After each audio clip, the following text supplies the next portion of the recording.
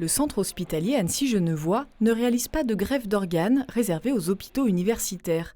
Pourtant, l'hôpital est à la pointe sur le prélèvement. Il a été le premier établissement de France, voilà bientôt 2 ans, à réaliser le prélèvement d'organes chez les patients décédés après limitation ou arrêt des traitements. Aujourd'hui, une dizaine de centres hospitaliers le pratiquent en France.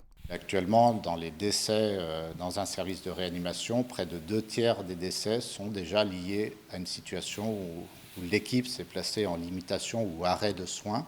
On s'est toujours positionné à Annecy en faveur du prélèvement d'organes, déjà dans le cadre de la mort encéphalique, qui était le cadre légal jusqu'à maintenant reconnu en France. Et là, le législateur autorise actuellement, dans le cadre des arrêts de soins, d'envisager le prélèvement d'organes. Et c'est vrai que Annecy s'est positionné un petit peu en leader avec une équipe de coordination très dynamique. Depuis bientôt 2 ans, 17 donneurs ont été concernés au centre hospitalier d'Annecy, dont 9 dans le cadre de ces procédures de don dit Maastricht 3.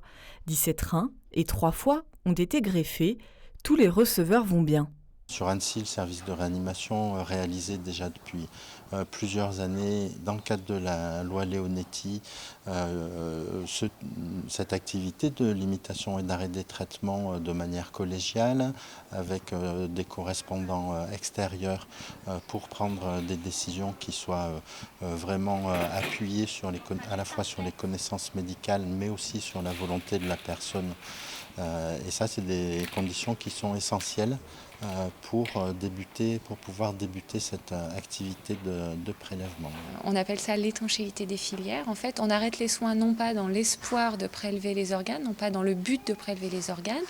On arrête les soins parce qu'il n'y a pas d'espoir thérapeutique et seulement après que cette décision ait été prise, la coordination est appelée lorsqu'un prélèvement d'organes est possible. Ce qui change, c'est qu'on va être amené à prendre en charge des patients qui sont encore vivants et aborder leurs proches sur la question du don d'organes alors que ces personnes sont encore vivantes. Plus de 20 000 personnes sont en attente d'une greffe aujourd'hui en France.